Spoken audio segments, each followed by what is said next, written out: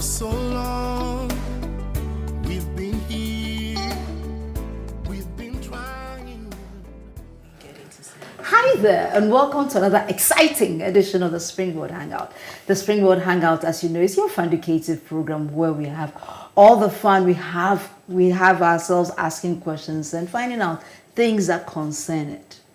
My name is Comfort Ocran, and today on the Springboard Hangout, we're going to look at women in sports. And so you see I'm wearing my Black Stars jersey because today, you know, we had a game and we won. And today we're going to have women who tell us all about it and how they got started in the sports field. Today, when we come back from where we're going on a quick commercial break, we'll find out all about Eva Ochyere. She's one of the first female journalists in the sports field in Ghana. How did she do it and why did she choose to go into it? Then we have Akosua Adjei of GTV. Akosua will tell us how it is now to be someone who is benefiting from what Eva did many, many years ago. Don't go anywhere. We will be right back. Do call someone.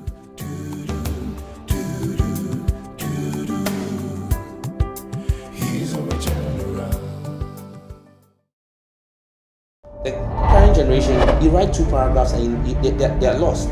Are we equipping them properly enough to be able to take over? And that's what I'm saying. We have to have that conversation. The heat is on. Springboard, your virtual university, presents My Top 10 with Honorable Samuel Nate George, MP for Ningo Pram Pram. Join us on Sunday, 26th March at 7 p.m. on Joy 99.7 FM, Facebook, YouTube, and Twitter at Albert N.E. Ocran. Catch the retelecast on Saturday, 1st April at 6 a.m. on Joy Prime. Sponsors: Enterprise Group, MTN, UNB Bank, Media Partners, Joy FM, Joy Prime, and Graphic Business. Springboard, your personal value will shoot up.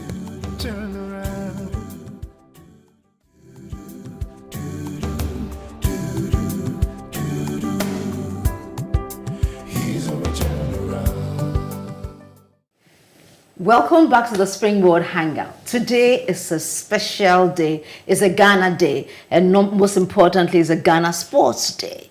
And it's a Ghana Sports Day in the women fraternity. So it's all about sports, it's all about women, it's all about cracking the code, it's all about just enjoying, having fun, and ensuring that the ultimate goal is to be doing your best and enjoying it. So we have Eva Ochyere, who is not just a sports journalist, but she is a lawyer as well with Gati and Gati. And then we are blessed to also have Akosua Adjei, smiling to us always in the GTV sports field. But hey, today she's in my studio, so I got personalities in my studio. What do you think, Akosua? What led you into sports journalism?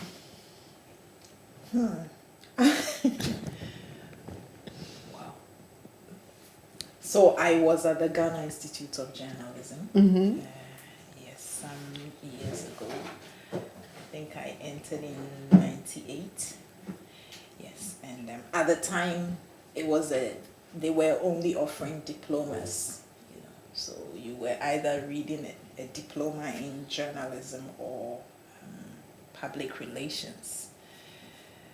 So I entered, and I was studying journalism. And you know, you go out there. So when it was a diploma, the first year you spent in school, the second year, so it was a 2-year program. The second year you did the first semester out of school because it was for internships. So you went to the various media outfits. You were expected to have a feel of print and electronic, yes, so that you come back having had some knowledge and hands-on practical experience in the field that you are planning to go into eventually. So I did a bit of the rounds, went to print, did a bit of radio. I did Choice FM, part of my internship. Choice FM, Times, a few others. Back in the day, High Street Journal, now Yeah. defunct. Yeah. So I didn't get to do TV. Okay. So you had to choose between graphic or Times. So I ended up at Times, and then for radio, I got to Choice FM. So when it was at Times. So when I got to Times, I was in the general newsroom, and then every now and then, I mean, after a few weeks, every now and then, someone will pop in from the sports desk and see me and say, hey, hello. And they will start talking about, oh, are you happy here? I said, yeah, I'm getting by. Then they'll say, okay, so come by the sports desk sometime. I said, fine. So I decided to walk over to the sports office, met the guys there, and then I felt at home because we started talking about football, and I was talking about it, arguing with them and all that. You seem very knowledgeable in sports. Why are you in the general newsroom? What are you doing there? I said, well, the school posted me to the newsroom, so that's where I'm supposed to be. They said, nah, it's not interesting over there. Don't you want to make a switch? I said, if you can get me here, why not? So you ran away. Oh yeah, so before they knew what was happening, I had made the switch. The sports people managed those times. Christian Abil Bonyo, Amponsan, Ofori, all those people, they got me in there. And I'm like, I have brothers, and most of my friends are guys, so I was very comfortable being with them and doing the leg work, going on the field. It was more exciting for me. And so when I went back to school for the final semester, I had made up my mind that I was going to be in sport. I was going to major in sports reporting, and so that's how I thought it was a niche area, and it was fun for me. It felt natural being there, so I decided that's what I was specializing in. Okay, I see you raising your eyebrows. I was here. Why?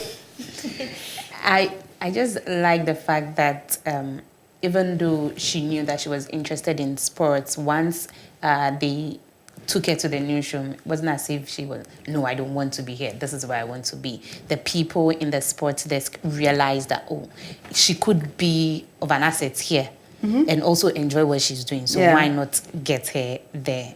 And how she's talking about it not being like an accident for her to have joined. I mean, it's interesting to hear that because... What's your journey like?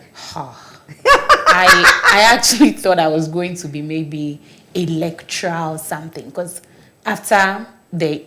while I was still in the university in Cape Coast, I was thinking I'll just become a lecturer research assistant. I mean, if you go to UCC, that's what they tag you with. You are book long, so occasionally lecture, teacher, something. Yeah. But I wasn't too sure if that was what I wanted to do. I really didn't have an idea what I wanted to do, even as the final year. So after my national service as a teaching assistant, being in the four corners of UCC wasn't going to be fun for me. It wasn't the life I wanted to live, like move from my hostel lectures. That's not something I thought I could survive doing. So I had to come back home to Accra, then decide on what I wanted to do. And I was lost. I didn't know. I had no idea. I wanted to be an actress. I wanted to sell. I just wanted to do something to go by. Just something. Anything that I wouldn't have to stay home. Because after the university, after your national service, if you're staying home, you just may fall into depression or something. Because all of my friends were doing something at this time. So we went for a meeting one day, the National Anglican Student Association. We just went for a prayer meeting, and then they asked us, after the prayers, we always talk about what we're doing with our social life. So they asked me what I wanted to do, and I was like, I don't know, but maybe if I can get myself into media, I'd be glad. So one of the guys who was part of the leadership said they knew somebody at GBC. So they gave me the person's number, Nanama. So I should call her. She was a news presenter there. So when I called her, she told me they were starting a training school and they were having a course in broadcasting. So I should come along and just start. I spoke to my father about it and was like, okay, cool. If it's something I'm interested in, then I should do it. So when we went to the school, every morning we were allowed to have our own programming. So maybe on Monday, general programming, magazine show, you would come, produce your own show, have people you would call and all. And they paired me with a guy who was very interested in sports. And I already liked sports from, don't hate me for what I'm about to say, 90 minutes graphics. So you remember the 90 minutes graphics? Every time they had nice pictures of Cristiano Ronaldo and his girlfriend. I remember that one. All those things. So I said I had too many boobs showing. Back in school, secondary school, then we would. That sells. Yes, they would bring it to school. The day students would bring it to school, would hide it and go and read about it. I was very interested in the players and what they are doing with their like the softer side of the sport. So when I finished the training school and they asked us what we wanted to do, they took me to radio and I was like, okay, maybe they should take me to the sports office because I want to explore that and see what I can do with it. And when they took me to the sports office, that's what I could do. Like, I don't know, but I'm here to learn. So anything that they have for me. At the time, nobody was interested in reporting on women football because they were playing on Sakura pitches. It wasn't nice to see. There were no fans there. It was not enjoyable for the guys to be reporting when they can be talking about Accra Hatufok and Kumasi Asante Kotoko and talk about all the big players. So a lot of the time, they'll point me out. Okay, the women are doing this and this and this, so go. The girls are doing this and this and this. The black queens are having a demonstration, go. Stuff like that. And it was, okay, maybe this is something that I can bring on and then be a voice in our office for women football. So I embraced that and then I started working towards being somebody that they would always want me to report on it, not because no one is reporting on it, but then if they needed the right information, if they needed the correct stories, they would always call me. And that started for me in late 2017. Then 2018 it continued and here we are. Fantastic. And you know, I just want to point out, I mean, like, take on the bit that you talked about, the underreportage or reportage of female sports activities. It's been there for 100 years. No, 100 years is an understatement. It's been there for so long and is so systemic. Has it improved as you've started reporting on it, or is it still the same? For now, I can say that it has improved a whole lot because first we're not watching women's games on TV, even here for the Ghana Women's Premier League. And now we have live matches on television every week for people to watch. And last season, I was part of the pundits for the Ghana Women's League. It has sponsors now. Apart from that, we have different people who are willing to work on, be part of the production, also be able to report on what is going on in the women's field. At first, we didn't have all these digital team guys who wanted to work, the photographers, the videographers. No, we would hear of names here and there. It was difficult for us to see pictures of these players, videos, unless you get the opportunity to play in the national team. Then you know that GTV will be showing. So you get to see Adjei, you get to see Saki, you get to see those players. But then this time, when we're going to these matches, we knew that we wanted to get to a certain point so we could even hire photographers ourselves. Because we just didn't want to tell the story and leave it without at that. We wanted to put a face to the women we were talking about. We wanted people to see that if this is a picture of Stephen Appiah and we are talking about him, well, this is a picture of police ladies goalkeeper Fafali we are talking about, and would want you to see her as that. And at the time, people didn't care about that kind of content. So when you are producing those content, you don't have a lot of fight about who the content belongs to, because nobody's really talking about it. And so if you are bringing it, everybody's happy. And so from my side at the time, there's been a lot of improvement. We've moved from, say, a point A to point B. Are we at W yet to get to Z? No. But has there been an improvement? Of course, there's been an improvement. There's been a marked improvement. Okay. I mean, I remember back in the day, you spoke about the women playing on bare pitches, without the grassing and all of that.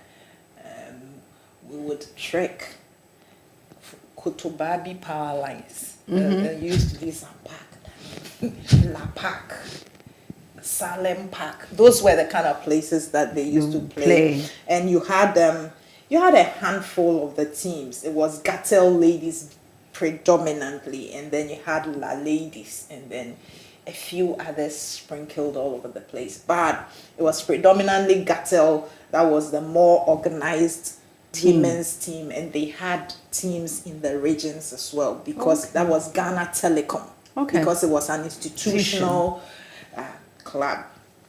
So that was basically it. And so if you heard a lot about, if you were to hear much about women's football, you were likely to read about it, because at the time, back then, you had Rosalind Amo at Graphic, who was following that. Okay. I was at Time Sports. So if you were to read, so you would get your fix of the women's game from either of us most of the time. And then the radio stations would pick up the stories that we would make and then run with them. A few gentlemen in there also showing interest, but we made it our niche areas that we were covering. So for our media outfits, we would regularly, so every weekend, I would be touring these places. I mean, you get down and ask people, where's the Kotobabi Power Lines Park? And they will show you. You go and stand there. So the team officials and everybody, we were all standing with them at the touch line. And so they got to know you because you were there with them every weekend, covering everything, just to shine some light. So they will get in touch with you. Yeah, just to shine some light on the women's game. So when Akosua talks about how far it's come, indeed, there's been a marked improvement. Now there are visuals everywhere. Thankfully, we have a well-organized women's league now, where you have different teams from the different regions, most of them being handled by female coaches and technical brains and all of that. It's exciting to see the growth in the women's game, but you still see how marginalized the women's game is, and you see that on the national scale. Okay. Because considering the fact that we, together with Nigeria, were the pioneers of the game on the continent, it's heartbreaking that at the moment our black queens are not where they're supposed to be. The black queens have not really shown for us as a nation in a while. You've had rather the younger sides, the princesses, the maidens coming through. The black queens have slacked a bit, and that tells you the premium that we have placed on the women's game and developing it. It tells you how little premium we have placed on it, because the women's game, when it started, if you started and you were conscientious about developing it, you always had that head start. So Ghana, with the talent that we had, the Adjei Bayos, the Elizabeth Sakis, Adjei Fuas, all those great talents coming through for us, we should have been streets ahead if we had the infrastructure and the policy to guide it and shape it. We should have been far ahead. So, in your estimation, she's raised a very interesting point, which is about what kind of infrastructure, what's the kind of policy that we have, the kind of what can we do? What kind of policies do you think we should put in place to help improve the kind of standing that the women's soccer has in Ghana? Or just sports, not just soccer, sports in general, because sometimes when we talk about sports, then we discriminate against the other sports. Yeah. We just lift up soccer and take them and leave the others because behind. football is the soul of the nation. Whether we like it or not, it actually is. So what kind of you would talk about the policy and then you would talk about the infrastructure. So what kind of policy should we put in I really place? think that we should have a policy that would help the girls financially, so that if you are a female sports person, you would know that this with this policy in place, if you enter into the sports fraternity, it could be a career you can have. Because I can say that 90% or probably 95% of girls or women who play in different sports in Ghana don't get paid. That is a They tragedy. don't get paid. And so when COVID struck, I remember the government coming in to pay the female teams some monies for the girls. And so it lasted for, I think, 6 months. They renewed it for a while and then it stopped.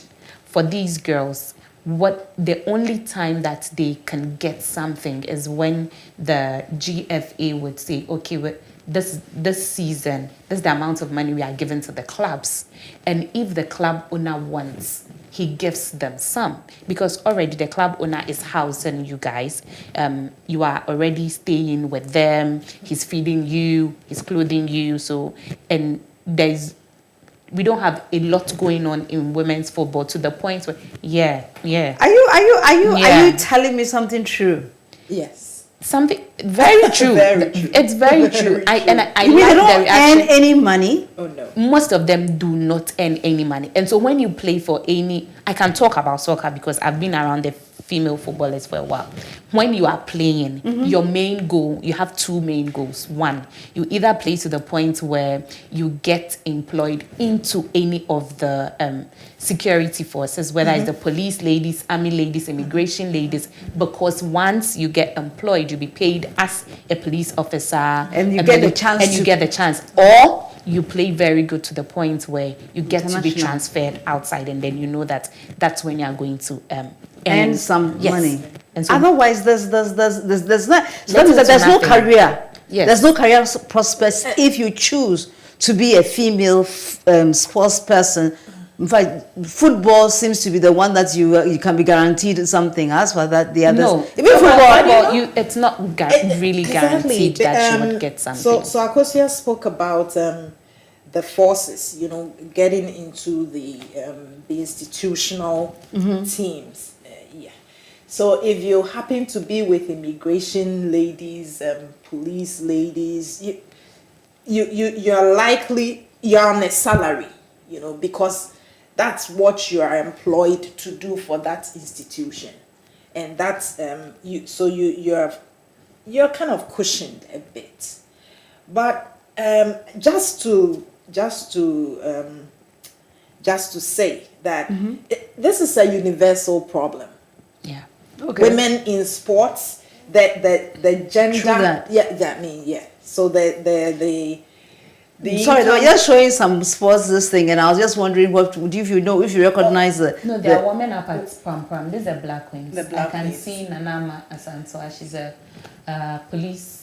She's a police officer, but she plays for the Black Queens. Just affirming what you just talked about. I mean, they wanted to get into institutional football games. Okay. There's a former Black Queens coach, Madam Mesitego, Tego. who is also a fire service. A former player herself, played for the national team and got the chance to coach. The first female coach of the Black Queens. Shout outs to her. So is this field for anybody, or is just is of their Pam Pam is Pam Pam? Pam Pam is open. Is open. It's open. It is open. Yeah. So it's for the national teams. So let's talk about It's managed by the infrastructure, the kind of infrastructure, because you're talking about they playing on bare sand and nothing in the stadium. That's why What kind of infrastructure do we need to develop? Yes, so that's why I said that when you talk about the infrastructure, it's more universal in nature. It's not really peculiar to the Ghana. women's game Yeah. then, or even Ghana. Okay. So the major issues, the disparities in income, in earnings, based on gender, the gender gap, the disparities when it comes to income. The world over, in all the sports. I mean, so I was looking up some statistics. You'd realize that Cristiano Ronaldo, highest earning male footballer, earned over $200 million last year. And when you come to his female counterparts, you're looking at Alex Morgan, and Megan Rapinoe, both Americans, and they are earning in the region of 50-something million the same year. And you're talking about World Cup winners. These women Olympic have gold won the medalists. World Cup, they've won the Olympic Games, and they are earning so low at club level in their personal careers. So in tennis, you have it. You've had a lot of them. I thought in tennis, I thought the equity was almost there. Tennis is better. Yeah. Tennis is better. So for the Grand Slams in tennis, the cash prizes now are equal. So that's been a clarion call. That's been a campaign that modern female athletes have been waging. You had prominent personalities like Serena Williams, Venus, fighting for equality, and for tennis, Billie Jean King. All those people had been fighting for that. And thankfully, tennis seems to be doing something better than most of the sports. Athletics too is doing better. Football is still male dominated, and it's because the people who direct policy, who shape policy, who draw up policy are predominantly males. You don't have a lot of females at the table shaping policy, and so everything is skewed towards the men, the man would want, and what suits them. You brought us to a very interesting part, which is then we bring in the IWD. But they will kill me if we don't go for this segment. We talks about you say waiting when we go to the street to find out what the people are saying. So let's find out what the people are saying. You say waiting.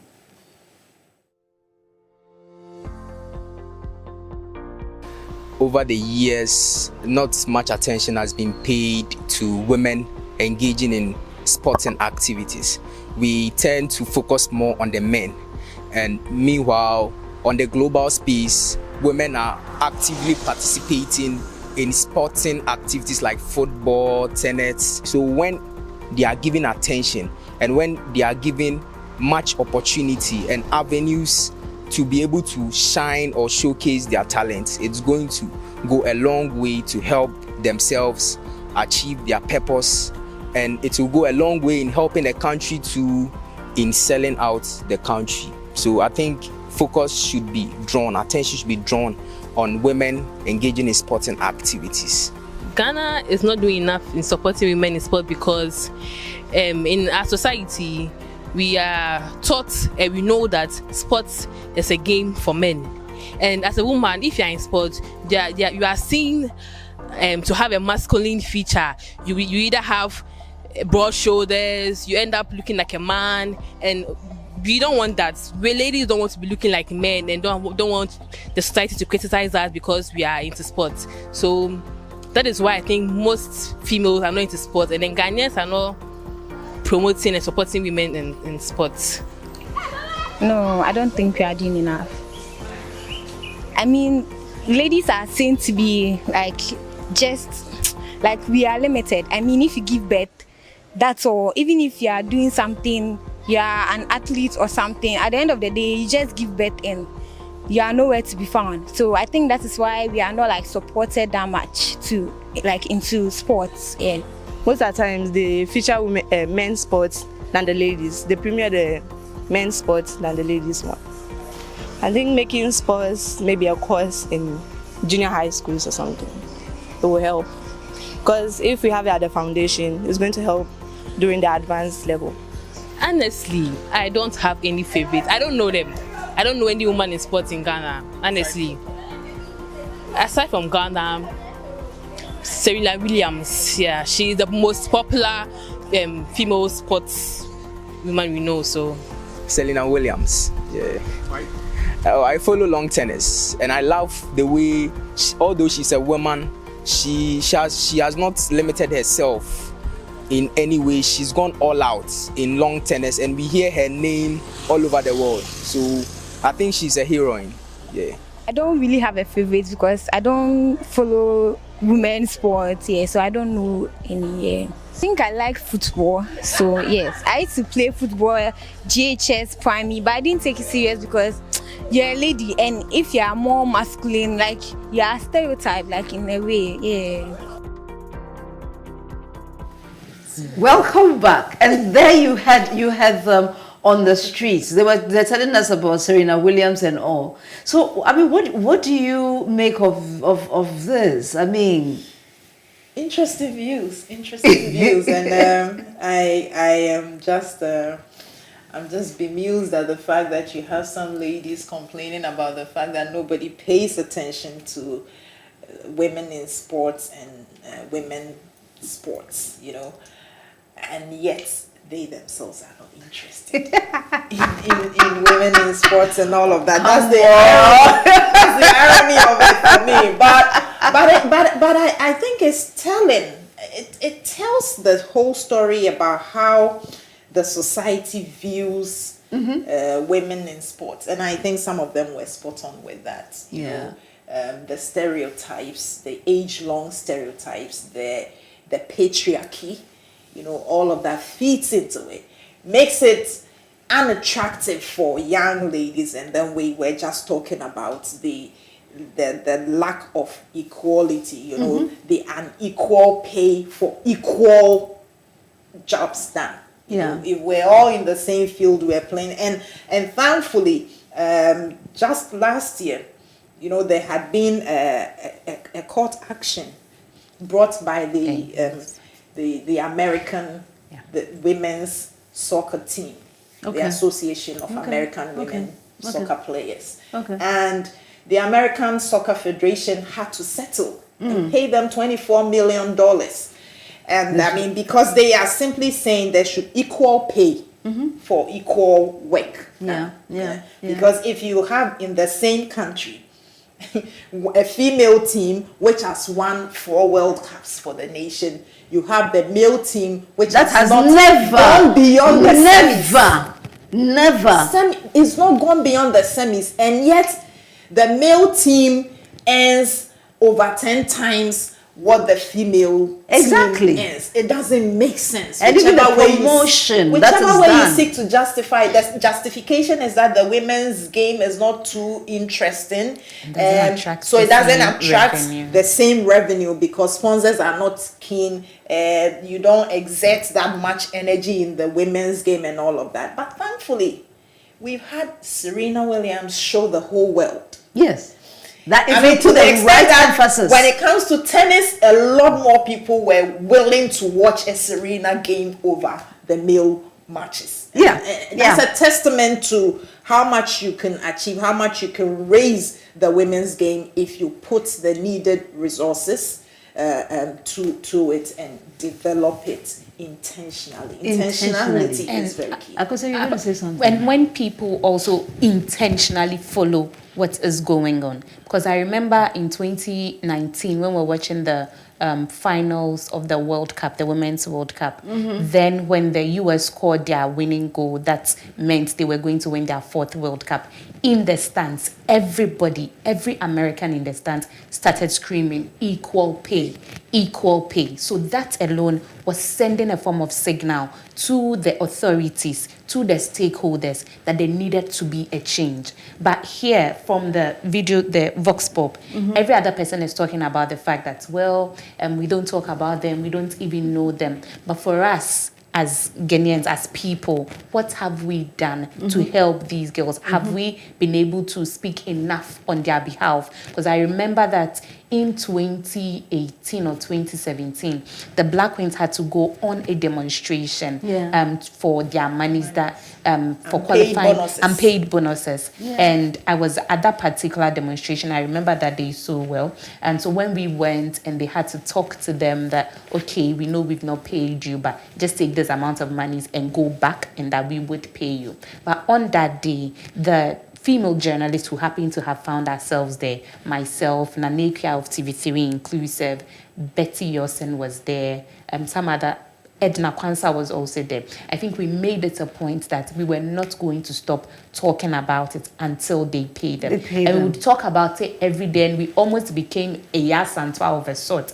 Because whenever you're about to talk, you need to be a little bit aggressive to get that 2 minutes or 3 minutes to be able to say, oh, the Black Queens have not been paid, and they're fighting for their rights, so that, and at the end of the day, it got to a day they called them, they paid them, and at least you knew that these girls were going to have something to do with their life. So if we all want those who make the laws, even though they don't look like us, they don't feel things like we feel, if we want them to really do these things, check the policy, check infrastructure, and make sure things are easy for women in sport, we also have to talk.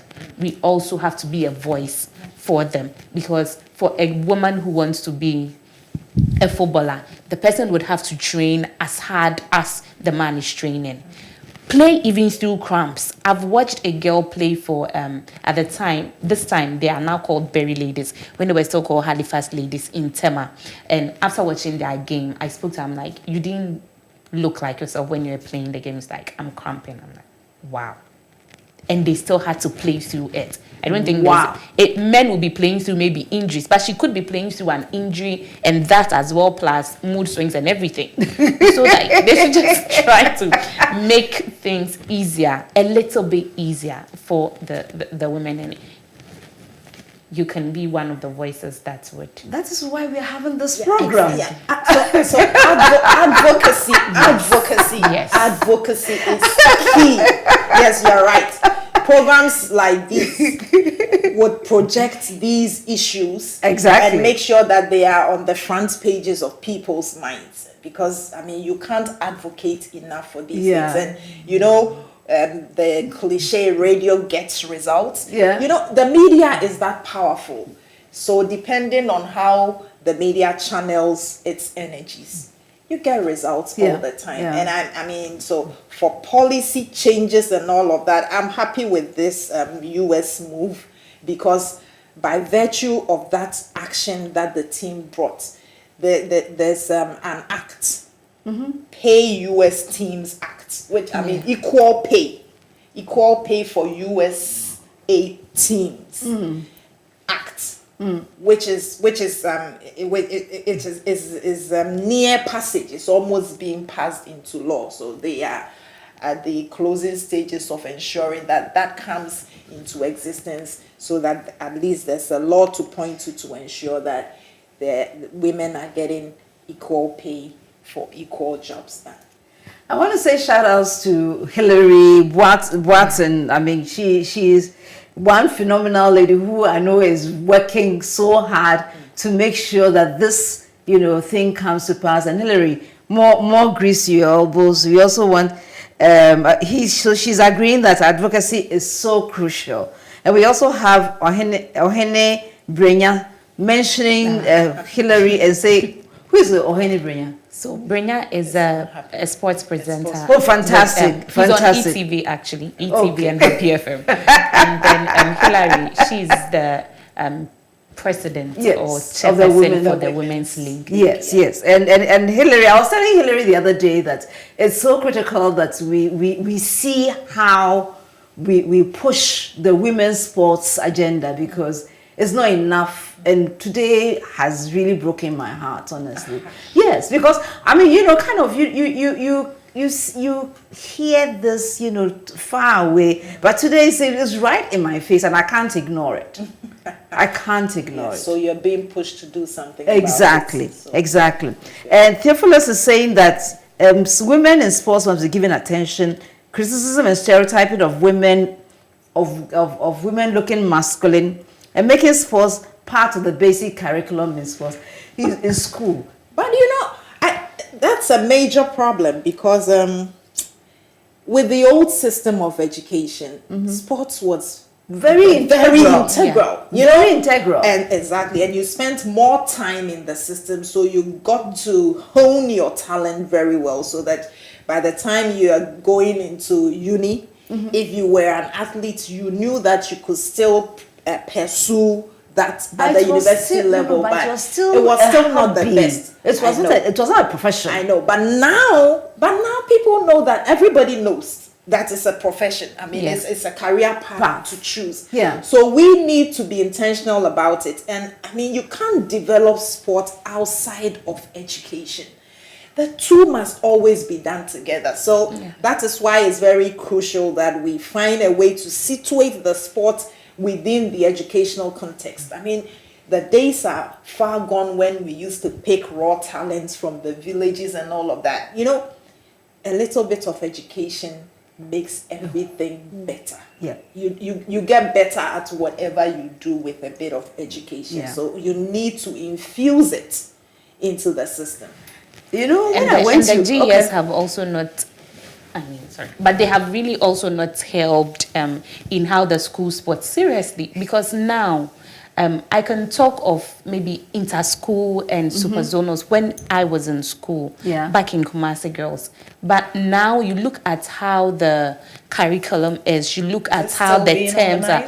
These things are not still being organized like they used to be. So even before we go for the Olympics, you already know that there are athletes who will be coming for trials for maybe Amasphobia, Kumasi Girls, and they are already training them. And these athletes knew that if we have to pursue this as a career, we should be going to whether Cape Coast or we should be going to the University of Education in Winneba, so that you get to build yourself, and then the lecturers there know what they need to do to get you ready for whatever you have to be doing. But we don't have that kind of system now that would allow a student say, I'm a student athlete. Unless maybe you move from the secondary school, which should be like 3 years, and then you come to the university. And by the time you get to the university, you are really looking at that. Can you really make it happen? Unless you get people who are really committed. And so that's how come we were able to have an athlete like Azamati, because he could get a coach who was really committed to what they wanted him to do. And they have, I think, a partnership with Texas University. So once they're done, they're all just moving out. Most of our former Olympians and all those people came through the educational system, secondary school. We talk about Emmanuel Tufo-Kora, very popular athletes back in the day in Kumasi. Every inter-colleges, super zonals, Kora, and he went through the ranks, became a national athlete, is a former Olympian. There are a number of them by their names. All those people, all of them went through the educational system. So the education, the turbulence in the educational, in how the educational system is being managed in this country has really affected us. Sports development through education, which is crucial, because if you take education out of the sport, it's not going to work. You're not going to get the commercial value. It doesn't become a career path for anybody. And these ladies were also talking about masculine features. And ladies, we've gone past that age. I mean, at the 2019 Women's World Cup, you should have seen the ladies. They were wearing makeup. Alex Morgan is dressing. Martha will have her lipstick when she's playing. Her makeup, everything. Tie her hair straight. And when that just being women when they wear play. the dresses now, you see, back in the day, they were modeling their lives on the men because it was a man's world, and they had shown up in there. So that was the only model they knew. Now the women are charting, they are charting their own path. Yeah. And so I think that we should discard those identities, those false identities, and create our own identities as women in sport. And you can be yourself and excel in the sporting space. Alex Morgan is a mother. She's still playing. Yeah. Even Hazardous ladies Fidaus. She has 2 kids. She's still playing. Who have children, they've come back to the tracks and are still winning at the world stage. Yeah, like those that we are seeing in the indoor games right now. Fantastic. I see Wafo Yao Pope saying that good to see lawyer Eva on the show. A pioneer when it comes to sports journalism in the country. And Hillary says that advocacy is so crucial. And they are just mentioning their names on welcome all of you on the program. And Hillary said, great discussion so far, Eva and Akosua. You know, sometimes when you are having fun, this one, in fact, our program today was very intense because we were talking about tough issues that that actually has bearing on the kind of careers, how we either open up space for young ladies to also have options to choose instead of being stifled into the traditional spaces that are there, and also having a career that they can rely on, make money, you know, so that in future they will say that I'm going to achieve what I choose to do because this is my chosen career path. Thank you for making this happen today. And thank you for we starting a conversation that we believe that others will pick it up and take it to another level in different places. So we're going for a quick break. We'll be right back.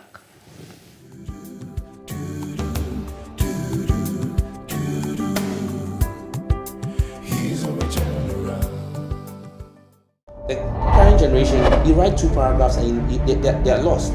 Are we equipping them properly enough to be able to take over? And that's what I'm saying. We have to have that conversation. The heat is on. Springboard, your virtual university, presents My Top 10 with Honorable Samuel Nate George, MP for Ningo Pram Pram. Join us on Sunday, 26th March at 7 p.m. on Joy 99.7 FM, Facebook, YouTube, and Twitter at Albert N.E. Ocran. Catch the retelecast on Saturday, 1st April at 6 a.m. on Joy Prime. Sponsors: Enterprise Group, MTN, UNB Bank, Media Partners, Joy FM, Joy Prime, and Graphic Business. Springboard, your personal value will shoot up. Hi there. Welcome to the Ask Comfort segment. Leslie Adjei from Enumboso is asking, why are integrity and humility so important to employers? Mauli Kujo from Keta also wants to know, what are the clearest signs that you are a person of integrity? This is a great challenge. The question about integrity and humility. You know, when we talk about integrity, we're talking about that quality that says that when you see me here, I am the same person in another space. We talk about that being one. It comes from the word integer, which means is whole. Something is holistic. I remember many years ago, I had the opportunity of working with one young gentleman. And I sent the young gentleman to go to Kufridra to go and do some Reiki for me. When the young gentleman came back, the young gentleman gave his account, and he accounted for buying 20 pesos groundnuts. When that young man accounted for even 20 pesos groundnut, I was like, guy, anywhere that you want to go, anything you want, just call me. If I can help you in any way, I will do that. Why did I do that? Because he was a person of integrity. Integrity means that when you are assigned something, it's not just what you say, that I'm a person of integrity. It's not just what you claim to be, it's actually what you do. When nobody is watching you, whether you be truthful, whether that when you're being truthful, even if it hurts, will you still choose to be truthful? But if there's an opportunity for you to get away with it, you would go the other way. Integrity means that I can trust you no matter where you are. Humility talks about how you don't see yourself, but you see others. And you don't place yourself more valuable than others. Because when you think you are it, and every other person is below you, you don't get far. Because you don't mind climbing over others to get what you want. And that doesn't gather any friends by you or any advocates for you. So why do we like integrity and humility? Because it implies you think about your fellow human being. And more importantly, you value the contribution of the other members of your team. And finally, I know that if I give you 1 cedi, you bring me back 80 pesos, because that is exactly what you spent. No more, no less. So let humility and integrity guide you in your workspace. Thank you so much for the Ask Comfort segment. So then, ladies and gentlemen, all too soon we've come to the end of another program. But before we go away, we have talked about sports, ladies in sports, and we had the opportunity to hang out with Eva, who is a pioneer in women's sports journalism, and Akosua, who is now taking over the mantle and running it like no other person's business. And they told us about how, Eva gave us the beginnings of sports journalism, for females, and they've told us about how the space for women is so limited and not very exciting. They showed us how there's a need to bring along the sports, not just the journalistics field, but the actual sports that is played, ensure that our women are given equal opportunities. They get the infrastructure. There are policies put in place to help them realize their own goals. So before we leave today, Auntie Eva, what would be your closing comments or summary for us today? Well, I can say that we have indeed done our bit within the limiting period of time to advocate for the need for some intentionality regarding the development of women's sports. The need for us to elevate women in sports, to give the younger generation who are aiming to enter that space the hope and the belief and assurance that it's a path worth choosing, and that it would feed them basically or primarily, and also open numerous opportunities to them, because you can start as an athlete, all right, but you can, as you progress in life, there are so many avenues. You can go into administration of the sport. When you are done being on the field, you can go into administration of the sport, and that particularly is where we need a lot of women to go, because that's what shapes policy. That's where policy is made.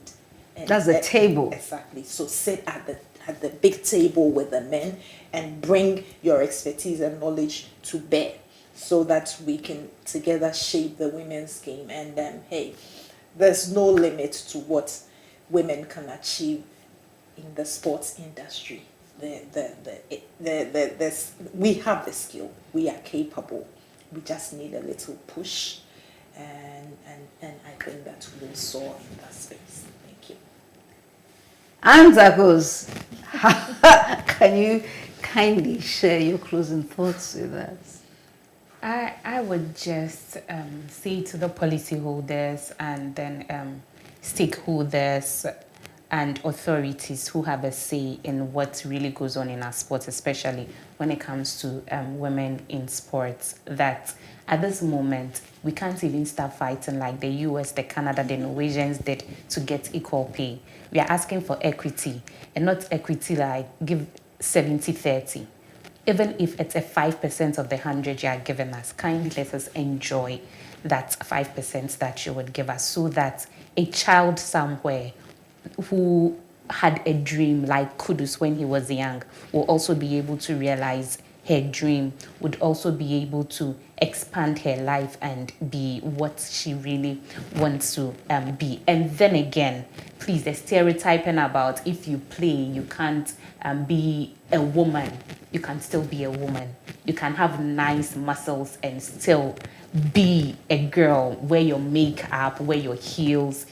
You don't have to be a man to play sports. And so a lot of you guys should just come in and enjoy, because it's a nice scene to be in. So come along, join us on this journey. Fantastic. And I'd like to say that, I mean, I played sports from my primary, secondary, university days, and I enjoyed it. It opened so many doors for me. And so let's not close the doors on young women or young girls by not giving them the chance. Let's give them the chance, and let's see how many kudus would have in our female kudus would have in our country. So till we come your way again next week, I know that this Sunday you'll be joining us, or you'll be joining Reverend Albert with the interview with Honorable Sam George. It's very, very exclusive. I promise you, you don't want to miss it. Join us at Joy FM at 7 p.m. or online at the same time. And this program will be replayed on ETV at 5 p.m. on Sunday. So till we come your way again, you know you are blessed, you are loved, and most importantly, you have what it takes to make a beautiful life for yourself. Enjoy a phenomenal week. Good night.